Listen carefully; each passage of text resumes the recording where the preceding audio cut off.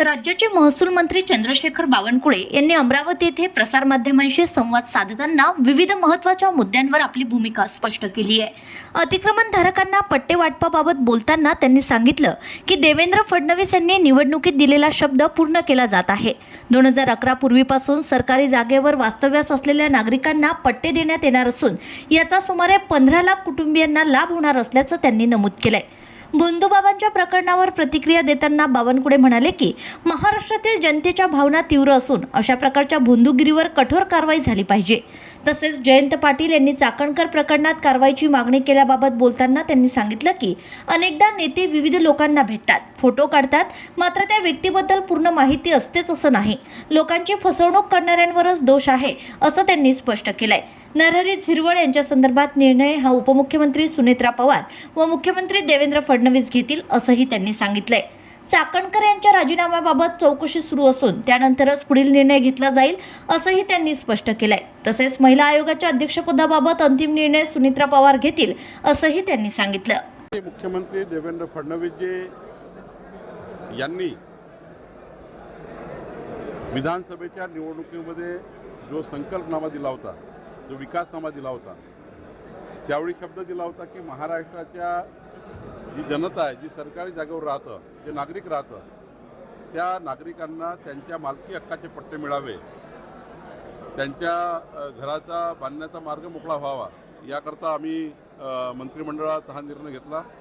आमच्या महसूल खात्याने एकंदरीत पॉलिसी तयार केली आणि आता महाराष्ट्रामध्ये जे लोक 2011 पूर्वी सरकारी जागेवर राहतात, शहरामध्ये असतील, ग्रामीणमध्ये असतील, त्या सर्वांना त्यांचे कायमस्वरूपी पट्टे देणे आणि त्यांच्या घराची रजिस्ट्री करून देणे, केवळ पट्टाच नाही तर पट्ट्याची रजिस्ट्री करून देण्याचा निर्णय घेतला आणि 1000 रुपयात पट्टाची रजिस्ट्री होणार आहे. फक्त 1000 रुपयामध्ये आम्ही जो पट्टा मिळाला तो रजिस्टर करून देणार आहे आणि त्यामुळे या महाराष्ट्रातल्या गरीब माणसाला त्यांचं घर बांधण्याचा मार्ग मोकळा झाला.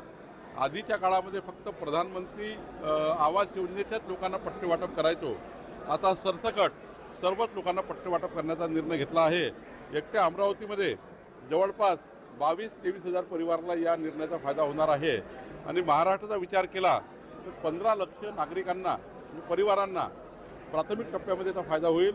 या राज्यातले सर्वच अतिक्रमणधारक लोकांना या ठिकाणी घरं बांधता येतील आणि ज्या लोकांना SRA स्कीम करू पाहिजे असेल त्या सर्वांनी ग्रुप म्हणून SRA स्कीम ते करू शकतील. पण आता या राज्यात हा निर्णय घेतला आहे, कुणी बेघर राहणार नाही, कुणालाही रस्त्यावर या लागणार नाही, सर्वांचे घरं कायदेशीर करण्याचा निर्णय घेतलेला आहे.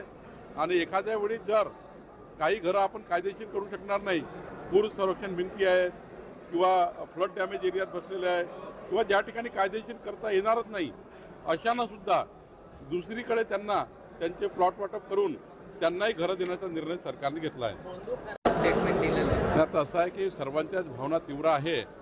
या महाराष्ट्राच्या 14 कोटी जनतेमधल्या कुठल्याही व्यक्तीला जर विचारलं, त्यांच्या भावना याच म्हणतील की बाबा अशा आधुनिक महाराष्ट्रात, विकसित महाराष्ट्रामध्ये अशा प्रकारची भोंदूगिरी आणि भोंदूबाबा तयार होत असतील तर त्यावर कारवाई झाली पाहिजे.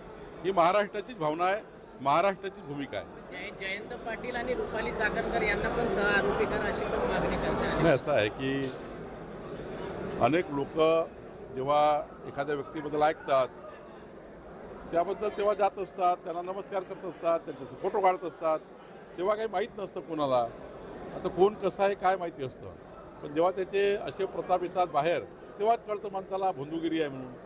कधी कधी व्यक्ती हा भक्ती प्रेमामध्ये या ठिकाणी कोणाबद्दल फोटो काढतात, नमस्कार करतात, पण त्याचा गैरफायदा असा घेतला जाईल तर त्या गैरफायदा जो घेतो त्याची दोष आहे, बाकी फोटो काढण्याचा का दोष आहे. तपासामध्ये एक धक्कादायक माहिती अशी आली की हवाला पण चालवत होता हा भोंदूबाबा. नाही, त्याच्या अनेक माहिती आल्या आहेत. सरकार योग्य कारवाई करत आहे. माननीय मुख्यमंत्र्यांनी स्पष्टपणे महाराष्ट्राच्या विधिमंडळात महाराष्ट्राच्या जनतेला ग्वाही दिली आहे. झिरवळचा राजीनामा घेणार नाही, तो तर प्रश्न आधीच आम्ही सांगितलं की मी कालही बोललो की सुनेत्राताई पवारजी राष्ट्रवादी काँग्रेसचे अध्यक्ष आहेत, त्यांनी या बाबीचा निर्णय करायचा आहे. तेच सांगतोय की त्याबद्दलचे पुरावे, त्याबद्दलची सत्यता, त्याबद्दल असलेलं काहीतरी काय खरं आहे काय खोटं आहे, त्या सर्व मुख्यमंत्री आणि उपमुख्यमंत्री त्या ठिकाणी तपासतील आणि उपमुख्यमंत्री शेवटी सुनेत्रा पवारजी त्यांच्या पक्षाचा निर्णय करतील. ममता बॅनर्जीने काय देत असतो, पण नंतर मात्र तपासाच्या नंतर काय भूमिका समोर येतात त्यावर पुढचं ठरतं. त्यामुळं आज त्यांनी राजीनामा दिला आहे. याचा अर्थ राजीनामा देणं म्हणजे काही आपल्यावर काही आरोप होतात, काही आपल्याबद्दल दाखवण्यात येतं, त्या काळापुरतं आपल्याला द्यावा लागतो. पण नंतर त्या काळात चौकशीमध्ये जर काय आढळलं नाही किंवा त्यांचा किती दोष आहे काय हे जर आढळलं नाही तर पुढच्या काळात त्यांचा वेगळा निर्णय करता येईल. महिला आयोगाचे अध्यक्ष कोण असतील आणि कधी तिथंच मिळेल ते निर्णय सुनेत्राताई पवारजी करतील आणि मुख्यमंत्री करतील. ममता बॅनर्जी